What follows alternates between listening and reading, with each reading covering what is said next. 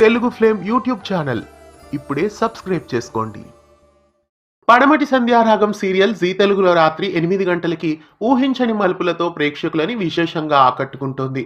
ప్రస్తుతం ఈ సీరియల్ కథలో రఘురాం కుటుంబం మీద పగబట్టిన చారు తాను కిరోసిన్ పోసి అంటించుకొని నలుగురిలో పద్మయే కిరోసిన్ పోసి తగలబెట్టినట్లు చిత్రీకరిస్తుంది.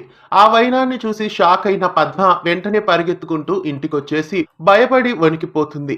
ఇక రాబోయే ఎపిసోడ్ లో రఘురాంని అలాగే పద్మని అరెస్టు చేయడానికి పోలీసులు వస్తారు. రఘురాం మీద పద్మ మీద చారు కంప్లైంట్ ఇచ్చినట్లు పోలీసులు వచ్చి చెప్పి అరెస్ట్ చేస్తారు. ఇక తరువాయి ప్రోమోలో రఘురాం జైల్లో ఉన్నట్లు చూపిస్తారు. అక్కడికి రామలక్ష్మి అలాగే జానకి వచ్చి న్యాయానికి ప్రతిరూపమైన రఘురాం జైల్లో ఉండడం ఆమెకి ఎంతో బాధను కలిగిస్తోందని జానకి చెప్తుంది.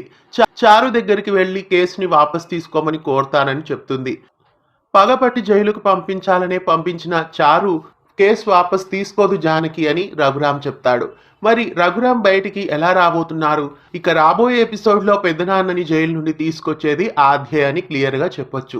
గతంలో రఘురాం ప్రాణాలని ఆద్య కాపాడినట్లే రాబోయే ఎపిసోడ్స్ లో చారు చేసిన కుట్రనంతా కనిపెట్టి రఘురాం అలాగే పద్మల్ని ఎలా విడిపించబోతోంది? రాబోయే ఇంట్రెస్టింగ్ ఎపిసోడ్ ని జీ తెలుగు బుల్లితెరపై రాత్రి 8 గంటలకి మిస్ కాకుండా చూడండి.